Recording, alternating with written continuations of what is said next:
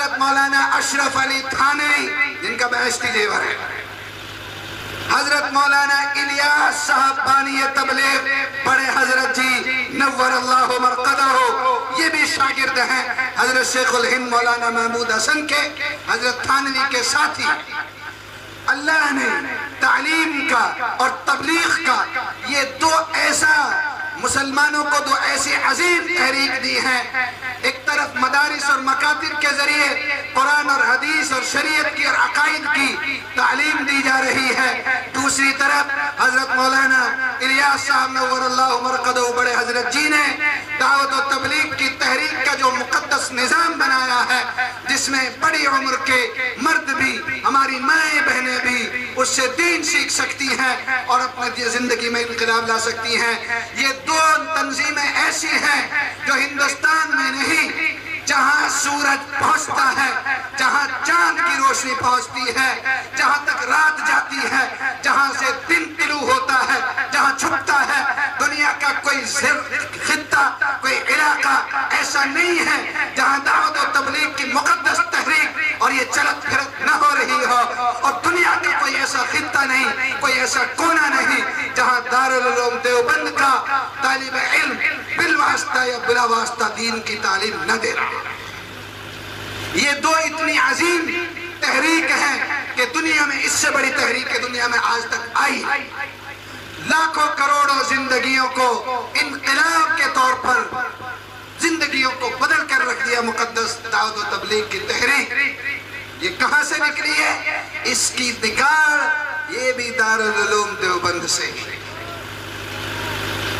یہ مدارس کی مختصر تاریخ میں نے آپ کو بتائی،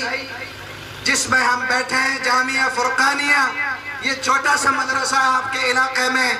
چھوٹا ہو یا بڑا ہو،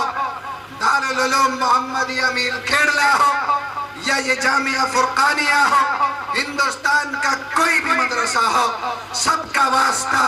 دارالعلوم دیوبند سے ہے، وہ ماں ہے، یہ سب اس کے بچے ہیں۔ دارالعلوم کا واسطہ مدینے میں صفہ سے ہے، صفہ کا واسطہ رسول اللہ سے ہے، رسول اللہ کا واسطہ جبرائیل امین سے ہے، جبرائیل امین کا واسطہ لوح محفوظ سے ہے، اور لوح محفوظ کا واسطہ میرے اور آپ کے خالق اللہ سے۔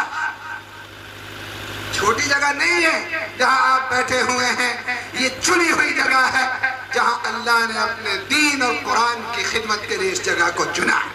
اس لیے میں تمام اہل علاقہ سے کہتا ہوں کہ آپ اپنے اس مکتب اور مدرسہ اور مسجد کی خبرگیری کیجئے، اس کو پروان چڑھائیے،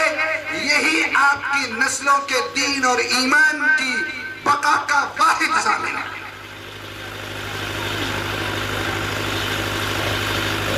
ان مدارس میں ہوتا کیا ہے؟ ان مدارس میں قرآن سکھائی جاتی ہے،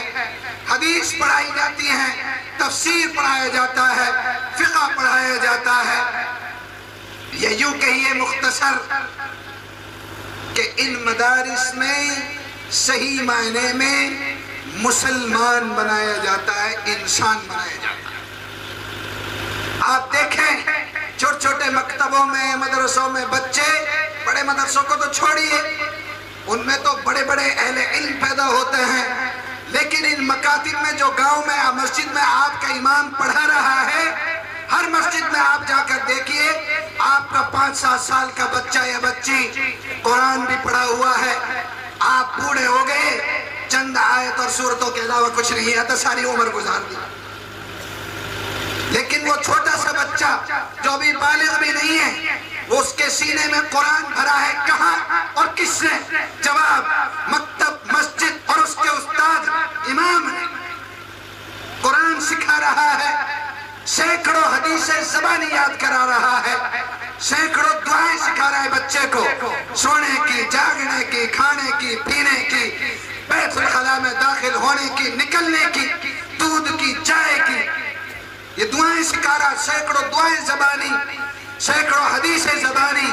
کلمات سارے یاد۔ مجھے اعتماد سے میں کہہ سکتا ہوں اتنے بڑے مجمع میں علماء اور حافظوں کو چھوڑ کر 7 کلمہ بھی کائی کے یاد ہوں، اور آپ کا معصوم بچے کو سب یاد، نماز کے مسائل یاد، فرائض شرائط ارکان یاد، واجبات یاد، سنن اور مستحبات یاد ہے، غسل کے فرائض، نماز وضو کے فرائض، وضو کن چیزوں سے ٹوٹتا ہے وہ سب یاد ہے، اسلام کے عقائد کیا ہیں۔ بیٹے باپ کا ادب یہ ہے کہ وہ جنت کے بیچ کا دروازہ ہے، ماں کا احترام یہ ہے کہ اس کے قدم کے نیچے جنت ہے۔ کون سکھاتا ہے؟ یہ مسجد کا امام اور مکتب کا معلم اور مدرسے کا مدرس سکھاتا ہے۔ کہاں سکھاتا ہے؟ اسی مکتب اور مدرسے۔ تمام مسلمانوں عبداللہ ابن